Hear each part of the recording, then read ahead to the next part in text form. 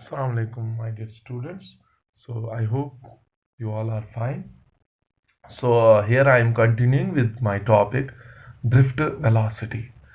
In the last or previous lecture, I gave you the concept of drift velocity. What drift velocity is? So drift velocity क्या होती है? The average or the velocity gain by an electron between any two successive collisions due to applied electric field. तो वो बहुत अच्छे से मैंने explain किया था, लेकिन आज बेटा मैं इसी ड्रिफ्ट वेलोसिटी की डिराइवेशन निकालूंगा. सो क्वेश्चन ऐसे आता है बोर्ड में, what is drift velocity, derive an expression for drift velocity, and from entrance point of view it is very much important. कैसे? जैसे हमें एटम्स में, कॉपर एटम्स में हम कोई भी मेटल लेते हैं मेड ऑफ कॉपर एटम्स, तो वहां देखना होता है कि ड्रिफ्ट वेलोसिटी या number density of free electrons कितनी होगी. तो वो सारा डिस्कशन इसी में बेटा आएगा. बहुत इंपॉर्टेंट क्वेश्चंस इस पे आते हैं, एंट्रेंस पॉइंट ऑफ व्यू से भी और बोर्ड पॉइंट ऑफ व्यू से भी. तो आप ध्यान रखोगे, अच्छे से क्लियर करोगे कॉन्सेप्ट्स को. सो कॉन्सेप्चुअली, क्वालिटेटिवली ड्रिफ्ट वेलोसिटी को हमने समझा. Now today let us measure this drift velocity. तो और मैंने एक क्वेश्चन पिछले लेक्चर में आपको बताया था, बट आप में से किसी ने मुझे जवाब नहीं दिया. क्वेश्चन मैंने बताया था कि अगर बेटा आपने इलेक्ट्रोस्टैटिक्स में पढ़ा था that in the interior of the conductor electric field is always zero, then how an electric field is set up inside this conductor. फिर यहां कैसे सेटअप हो गया, इसमें कैसे इलेक्ट्रिक फील्ड सेटअप हुआ, ये भी तो कंडक्टर ही है, इसमें कैसे सेटअप हुआ. This is the positive terminal, this is the negative terminal. यहां पर कैसे इलेक्ट्रिक फील्ड सेटअप हुआ. तो बेटा इसका जवाब ये है कि जैसे आप इक्विपोटेंशियल सरफेस, अगर आप कंडक्टर लोगे, एक कंडक्टर लोगे, it acts as an equipotential surface. Okay, equipotential means जैसे यहां पर पॉजिटिव चार्ज रिजाइड कर रहा है. ठीक है बेटा. तो अगर आप बेटा देखोगे अराउंड दिस, ऐसे अगर देखोगे इस हिस्से में, इस डायरेक्शन में, टेंजेंशियली अगर देखोगे, टेंजेंशियली यहां पर जो पोटेंशियल डिफरेंस है बेटा वो जीरो है. ठीक है. तो कॉन्सेप्ट एक है दैट इलेक्ट्रिक फील्ड, इलेक्ट्रोस्टैटिक्स में पढ़ा होगा, इलेक्ट्रिक फील्ड की डायरेक्शन वहां से होती है जहां से पोटेंशियल का फॉल हो जाए. इलेक्ट्रिक फील्ड की डायरेक्शन कहां से होती है, जहां से पोटेंशियल क्या हो जाए, फॉल. तो आप यहां पे देखो, एक्चुअली जब आपने इसका and positive potential, high potential पे रखा यहीं से, और ये दूसरा एंड लो पोटेंशियल पे रखा, तो इसका मतलब क्या हुआ, यू नो इलेक्ट्रिक फील्ड की डायरेक्शन कहां से कहां होती है, towards decreasing potential. So that means यहां पर जो आपने पोटेंशियल ग्रेडियंट क्रिएट किया, उसकी वजह से इस कंडक्टर के अंदर इलेक्ट्रिक फील्ड सेटअप हुआ. बिकॉज इलेक्ट्रिक फील्ड की डायरेक्शन हमेशा वहां से होती है जहां से पोटेंशियल का फॉल हो जाए. जैसे यहां पे मैंने बताया, अगर इस पे पॉजिटिव चार्ज है बेटा, तो क्या होगा, इलेक्ट्रिक फील्ड की डायरेक्शन कहां से होगी, towards decreasing potential along this direction. इसीलिए आपको पता है इस कंडक्टर पे भी इलेक्ट्रिक फील्ड कहां से होता है, perpendicular to the surface, but tangent to the surface में जीरो होता है. लेकिन अगर यहां आप देखोगे, यहां टेंजेंशियली भी इलेक्ट्रिक फील्ड है. बट व्हाई, यहां पर टेंजेंशियली कैसे इलेक्ट्रिक फील्ड क्रिएट हो रहा है कंडक्टर में, बिकॉज यहां पर आप बाहर से इंड्यूस कर रहे हो पोटेंशियल डिफरेंस, और उस पोटेंशियल डिफरेंस की वजह से आपको पता है इलेक्ट्रिक फील्ड की डायरेक्शन वहां से होती है जहां से पोटेंशियल का फॉल हो जाए. समझ आया बेटा. सो इसीलिए यहां पर अंदर भी इलेक्ट्रिक फील्ड सेटअप होता है. So that was the question, my question, how an electric field is setup inside the conductor. I hope it is clear now. Why it is setup here, because we are inducing the potential difference across its ends. That means we are inducing the potential gradient along this direction. When you are inducing the potential gradient along this direction, then actually the direction of electric field is along the decreasing potential. तो आपको पता है यहां पे potential कहां से कहां decrease हो रहा है, यहां से यहां इस डायरेक्शन में, तो उसी डायरेक्शन में इलेक्ट्रिक फील्ड की डायरेक्शन भी होगी. Is that clear? So that was the concept. Now अब बेटा आज मैं किस पे पहुंचने वाला हूं? डेराइवेशन पे. What drift velocity is, what is it is derivation. तो मैंने आपको बताया था कि जब आप इस कंडक्टर को जीरो टाइम पे ऑब्जर्व करोगे, तो जीरो टाइम पे मान लो जब हमने बैटरी कनेक्ट नहीं की थी, जब बैटरी कनेक्ट नहीं थी पोटेंशियल डिफरेंस नहीं थी. जब पोटेंशियल डिफरेंस नहीं है तो इसमें अंदर इलेक्ट्रिक फील्ड भी सेटअप नहीं होगा. समझ आ रहा है? तो ये वो pure conductor, perfect conductor behave करेगा. तो आपको पता है फिर इस रीजन में कोई इलेक्ट्रिक फील्ड सेटअप नहीं होगा. So now when electric field is zero, उस दौरान इन इलेक्ट्रॉन्स की, इन फ्री इलेक्ट्रॉन्स की एक वेलोसिटी बेटा थी ना, जिसको क्या कहते थे? Thermal velocity. ठीक है बेटा. एंड नाउ हम क्या मान लेंगे बेटा? मान लो इसमें जो पहला इलेक्ट्रॉन है उसकी थर्मल वेलोसिटी मैं रिप्रेजेंट कर रहा हूं U1 से. Okay. Now after connecting this conductor with the battery, तो क्या होगा? इसमें इलेक्ट्रिक फील्ड जनरेट हुआ और उस इलेक्ट्रिक फील्ड की वजह से यहां पर जो ये फ्री इलेक्ट्रॉन्स हैं they will experience the force. और आपको पता है उसकी वजह से, इलेक्ट्रिक फील्ड की वजह से ये कुछ वेलोसिटी गेन करेंगे. So what will be there final velocity? Let us represent that final velocity bye V1. So what is this V1? It is the final velocity. It is the drift velocity gained by an electron when a potential difference is applied across its ends, or when an electric field is set up inside the conductor. U1 कौन सी velocity है? जब हमने battery connect नहीं की थी. V1 कौन सी velocity है? जब हमने बैटरी कनेक्ट की. तो can I write? I want to know what will be its new velocity, final velocity after applying the battery. Can I write the kinematic equation like this? V1 is equal to U1 plus A times tau1.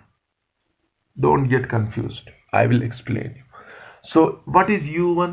आपने equation of motion पढ़ी होगी. बहुत important और famous relations हैं, बहुत जगहों पे उनकी एप्लीकेशंस हैं. V is equal to U plus a t, S is equal to u t plus half of a t square, V square minus u square is equal to 2AS. तो उन्हीं में से एक रिलेशन है V is equal to U plus a t. तो आप क्या देखना चाहते हो बेटा? V is the velocity after time t. But ये जो V1 है ये क्या वेलोसिटी है बेटा? Drift velocity. ओके. बिकॉज वो वेलोसिटी जो ये बैटरी कनेक्ट करने के बाद गेन करता है between any two successive collisions, उसको कौन सी वेलोसिटी बेटा कहते हैं? Drift velocity. Okay. Now what about this U1? It is which velocity? It is thermal velocity. Zero time पे जब हमने बैटरी कनेक्ट नहीं की थी तो बेटा उस टाइम जो उन इलेक्ट्रॉन्स की वेलोसिटी थी that was thermal velocity. And what about this A? It is the acceleration of each electron. मैं इसको A1 क्यों नहीं लिख रहा हूं? बाद में बेटा मैं एक्सप्लेन करूंगा.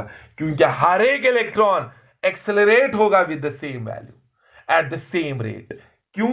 बाद में आपको पता चलेगा कि सारे इलेक्ट्रॉन्स की जो एक्सेलरेशन होगी वो सेम होगी. दैट्स व्हाई मैं इन सब को AA ही लिखूंगा. And what about this tau1? What is this tau1?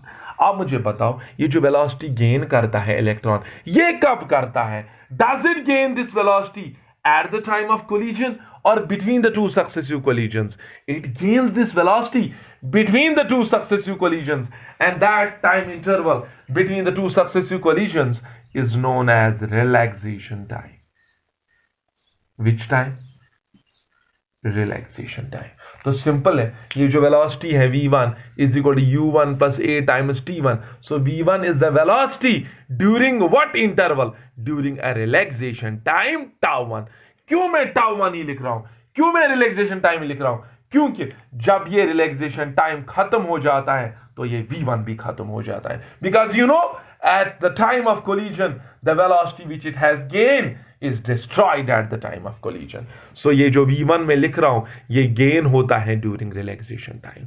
तो बताओ बेटा सिमिलरली दूसरे इलेक्ट्रॉन के लिए आप क्या वेलोसिटी लिखोगे? Drift velocity v2, because all the electrons will not gate drift with the same value. So v2 क्या आएगा? u2 शाबाश plus good a times tau 2. Okay, relaxation time will not be same for all the electrons because it is the probability, it is the chance, it is the concept. ऐसा concept है जिसमें chance favor करेगा. कभी किसी में ज्यादा जल्दी से collision हो जाएगी, कभी किसी में कम होगे. तो overall relaxation time हर एक का same नहीं हो सकता. Okay, then similarly आप मुझे बताओ nth इलेक्ट्रॉन की जो वेलोसिटी होगी बेटा वो लिखेंगे ना un शाबाश plus a times tau n. Okay समझ आए बेटा? Now I will do one thing. हमें पता है, मैंने परसों भी आपको बताया, since the velocity of different electrons the drift velocity of different electrons is different. So what should I do? I will take the arithmetic mean, I will take the average velocity. तो क्या करेंगे? Arithmetic mean क्या कहता है? इन drift velocities को sum of observations divided by number of observations. यहां से भी हम यहां से भी प्लस करेंगे, यहां से भी प्लस करेंगे, डिवाइड यहां से भी नंबर ऑफ ऑब्जर्वेशंस करेंगे बेटा, यहां से भी डिवाइड करेंगे नंबर ऑफ ऑब्जर्वेशंस. तो क्या लिखोगे बेटा आप? हम ऐसे लिख सकते हैं ना बेटा, v1 शाबाश plus v2, I am adding and dividing by the number of observations, plus so on vn, yes, whole divided by n number of observations is equal to शाबाश. अब velocities, initial velocities का mean u1 plus u2 शाबाश plus so on un divided by n. Okay, plus a बाहरी, because जब कोई चीज constant है उसका एवरेज भी वही निकलेगा ना. जैसे 2 2 2, what is the average? 2. 10 10 10 10, what is the average? 10. So a what will be this average? a.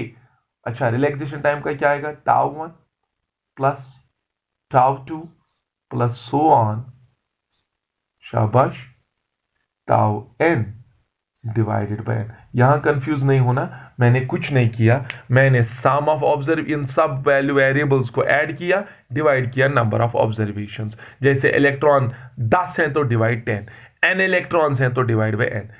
n but n are which electrons? तो not total electrons, these are number of free electrons. अच्छा, ये n भी यहां से भी plus किया, divide by number of observations, लेकिन यहां पर स्प्लिट किया टर्म्स को, इसको अलग से मीन लिया, इसका मीन अलग से लिया. सिंपल, आप प्लस करोगे then divide both sides by n, वैसे भी कर सकते हो. Then on the right side two terms are to be separated. तो अब what is this v1? It is the drift velocity of first electron, drift velocity of second, drift velocity of third. So shall I write it as average drift velocity? और बेटा average drift velocity capital V से हम represent करेंगे. So I will write it as Vd.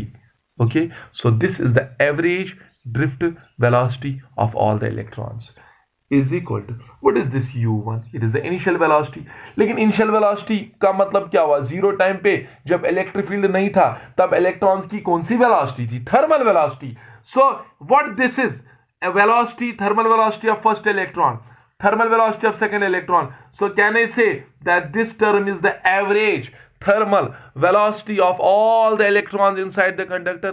लेकिन आपको बेटा पता है कि average thermal velocity of all the electrons inside the conductor, it is 0. समझ आ रहा है?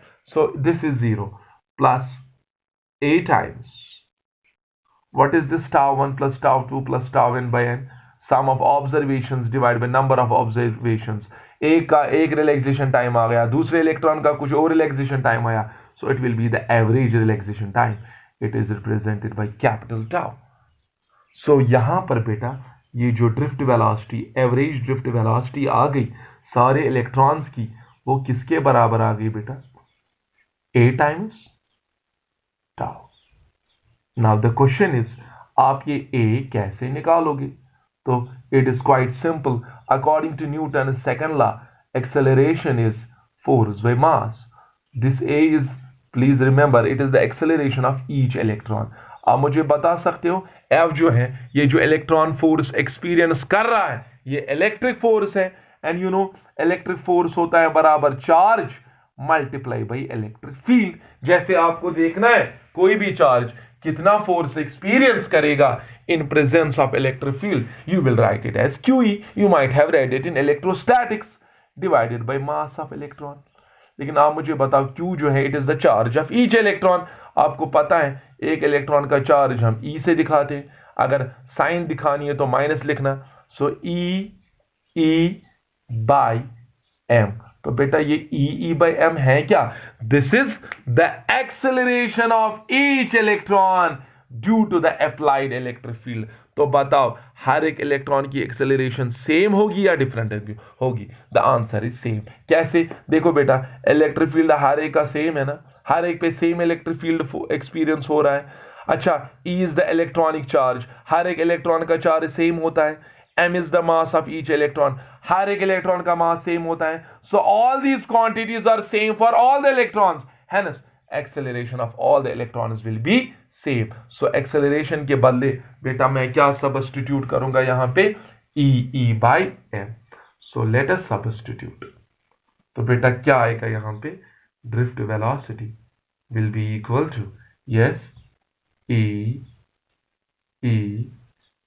by M times tau. तो this is the basic expression for drift velocity. तो एक पूरे एवरेज में अगर देखा जाए ये इलेक्ट्रॉन्स कितनी वेलोसिटी गेन करेंगे between the relaxation two successive collisions, वो डिपेंड करेगा आपका इलेक्ट्रिक फील्ड कितना स्ट्रांग है। So that means if you have strong potential difference that will create strong electric field, and hence the average drift velocity will be more. And furthermore ये जो relaxation time है it is a property of material, जिसमें जितना relaxation time ज्यादा होगा, जितना relaxation time average relaxation time जिस conductor में जितना ज्यादा होगा ऑब्वियसली उसमें उसको ज्यादा टाइम मिलेगा इलेक्ट्रॉन को वेलोसिटी गेन करने में, तो वहां पर drift velocity average drift velocity ज्यादा होगी। जिस कंडक्टर में रिलैक्सेशन टाइम कम होगा उसमें एवरेज ड्रिफ्ट वेलोसिटी भी कम होगी। So this is the final expression for the drift velocity. So average drift velocity is equal to E by M times tau. So this was the expression for drift velocity. So here I am finishing my session. So in the next lecture, inshallah, I am going to give you the relationship between current and drift velocity. Thank you.